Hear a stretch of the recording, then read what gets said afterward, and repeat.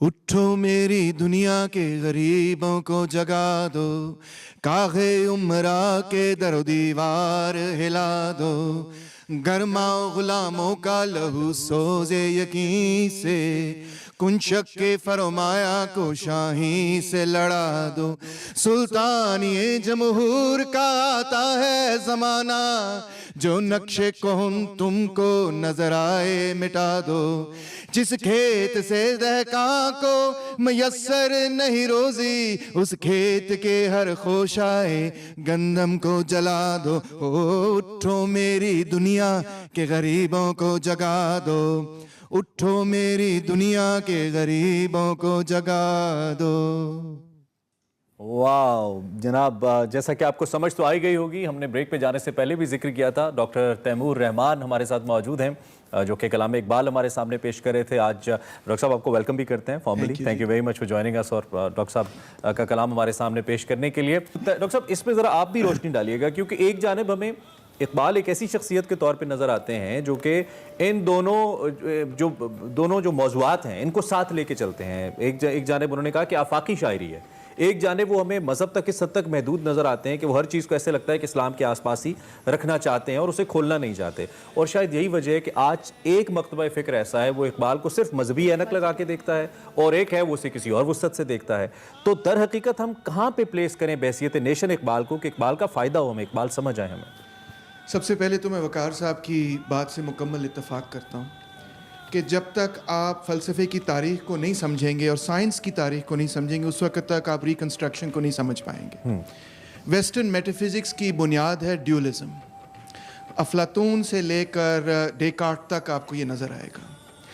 ان ڈیولزمس کو ہم اینٹیمنی بھی کہتے ہیں، متضاد نقطہ نظر بھی آپ کہہ سکتے ہیں۔ یہ ڈیولزمز آپ کو اقبال میں کی اس کتاب میں ہر جگہ ڈسکس ہوتے ہوئے نظر آتے ہیں۔ 10 ڈیولزمز کا ذکر کروں گا، انسائڈ آؤٹ سائڈ، اندر باہر، ریئل ٹرانسینڈنٹل، مائنڈ اور باڈی، سبجیکٹ اور آبجیکٹ، ریشنل یا اور دوسری طرف انٹیوٹیو یا فینومینولوجیکل نالج، سائنٹیفک اور مسٹیکل، ایسنس اور پرسیپشن، ڈٹرمنیشن اور ٹوٹیلٹی، کانکریٹ اور ایبسٹریکٹ، اور فیٹ اور والنٹرزم۔ اب علامہ اقبال کی جو کوشش ہے اس کتاب میں وہ یہ ہے کہ انہوں نے ویسٹرن میٹافزکس کی ڈیولزم کو توڑ کر یونیفائی کرنا ہے، ان ساری اینٹیمنیز کو انہوں نے ایک بنا دینا، اور وہ کرتے اس کو قرآن کی روشنی میں ہیں، اور یہ ثابت کرتے ہیں کہ اگر آپ ان میں سے کسی بھی سوال کو ایک ڈائریکشن سے دیکھیں گے تو پھر آپ غلط نتیجے پر پہنچیں گے، اور اس کی روشنی میں وہ آپ کو بتاتے ہیں کہ اسلامک سویلائزیشن کیوں پیچھے کی طرف ہٹی، کیونکہ ہم نے ون ڈائریکشن سے چیزوں کو دیکھا، مثال طور پر ہم نے اندر سے چیزوں کو دیکھا مگر جو اس کا ریشنل ایلیمنٹ تھا اس کو بالکل بھول گئے، جس کو ویسٹ نے ڈیولپ کیا۔ تو اس کی ڈویلٹی کو ایک سنگولیرٹی میں کلیپس کرنا، ان کا ایک ٹوٹیلٹی میں کلیپس کرنا، یہ ان کا فلسفہ ہے، اور اسی کو وہ پولیٹکس کے ساتھ بھی انتہائی مہارت کے ساتھ جوڑتے ہیں، جس میں وہ 5 اینٹیمنیز ڈسکرائب کرتے ہیں۔ ایک طرف کلونیلزم، دوسری طرف نیشنلزم، ایک طرف فیشزم، دوسری طرف سوشلزم، ایک طرف پین اسلامزم، دوسری طرف انڈین مسلم نیشنلزم، ایک طرف انڈیویجویلٹی خودی، اور دوسری طرف کلیکٹیویٹی اجتماعیت، اور پھر ایک طرف جمہوریت، اور دوسری طرف پلیٹونک ریپبلکن آئیڈیاز، کہ یہ اینٹیمنیز کو وہ پھر کس طرح ریکنسائل کرتے ہیں۔ تو جب ہم ان کا ایک شعر پڑھتے ہیں نا تو ہم ایک اینٹیمنی کو، صرف ایک حصے کو، ایک متضاد کی ایک حصے کو دیکھ پاتے ہیں، دونوں حصوں کو نہیں دیکھ سکتے، اور پھر وہ دونوں حصوں کو کس طرح ڈائلیکٹکلی جوڑ کر سنتھسس پر پہنچاتے ہیں قرآن کی روشنی میں، وہ نہیں ہم سمجھ پاتے، وہ ہم نہیں سمجھ پاتے اور آدھے میں رہ جاتے ہیں۔ ڈاکٹر تیمور سے بھی ایک سوال، ڈاکٹر جس طرح سے ابھی انہوں نے کہا کہ بچوں کو تربیت کی ضرورت ہے، آپ کو لگتا ہے کہ ہم آج کل کی جنریشن میں ہمیں سکھانے والے اس طرح سے، اگر انٹرسٹ لیول جنریشن کا نہیں ہے خود سے، تو سکھانے والے لوگ بھی اس طرح سے اس چیز کو کنوے نہیں کر پا رہے جو لوگوں کی سمجھ میں آئے، ہم نیو جنریشن کی بات کریں کہ ان کی سمجھ میں آئے؟ نہیں، آپ ٹھیک کہہ رہی ہیں، کوئی استاد اچھا استاد بن ہی تب سکتا ہے جب اس کو مکمل عبور حاصل ہو اپنے علم پر، بالکل، جب اس کو عبور نہیں ہے وہ انٹرسٹ بھی نہیں پیدا کر سکے گا۔ اور میں جسٹس ناصرہ کی بات کو بلکہ اس کی تائید کرنا چاہوں گا کہ میڈیا جو ہے نا وہ کمرشل ریٹنگ کو چھوڑتے ہوئے اور ایڈورٹائزنگ کو چھوڑتے ہوئے اگر کچھ گھنٹے دن کے اندر اس مقصد کے لیے مختص کر دے کہ ان کے اندر جو تعلیمی مواد ہے اور سوچ اور فکر، فلسفہ، تاریخ، جدید علوم پریزنٹ کرے، میں گارنٹی کر کے کہہ سکتا ہوں کہ اگر اچھے لوگوں کو، اچھے دانشوروں کو، اچھے استادوں کو،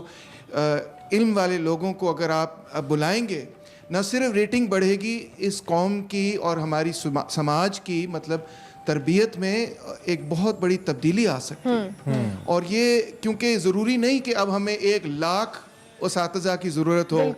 1,000,000 لوگوں کو پڑھانے کے لیے.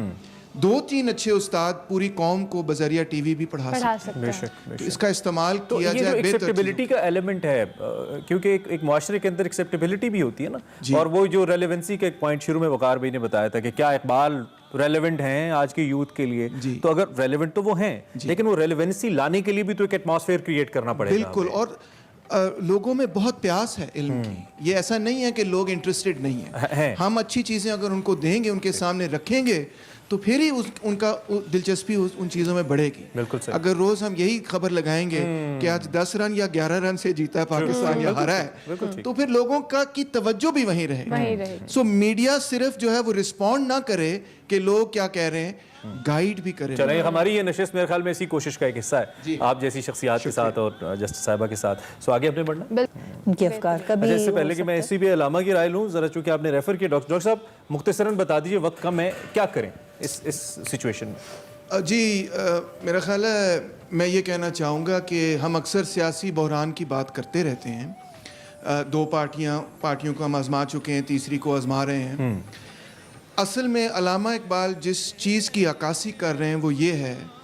کہ سیاسی بحران صرف عکس ہے ایک بنیادی نظریاتی فکری بحران کا. کیونکہ پوری جو آپ کہہ سکتے ہیں مسلم سویلائزیشن ہے، اس کو ایک چیلنج ہے ماڈرنٹی سے اور ویسٹ سے اور کلونیلزم سے، امپیریلزم سے. اس کا جواب جو ہے وہ تلاش کر رہے ہیں، اور اس جواب میں وہ شروع میں ہی لکھتے ہیں کہ میں یہ نہیں کہہ رہا کہ جو میں نے جواب لکھا ہے وہ حرف آخر ہے، ایک کوشش ہے، اور آئندہ نسلیں اس کو اور بہتر کریں گی. تو اسی بات سے نتیجہ اخذ کرنا چاہیے کہ ان کی کوشش کو مزید آگے بڑھایا جائے، بہتر کیا جائے. ایک کلیکٹیو ایفرٹ.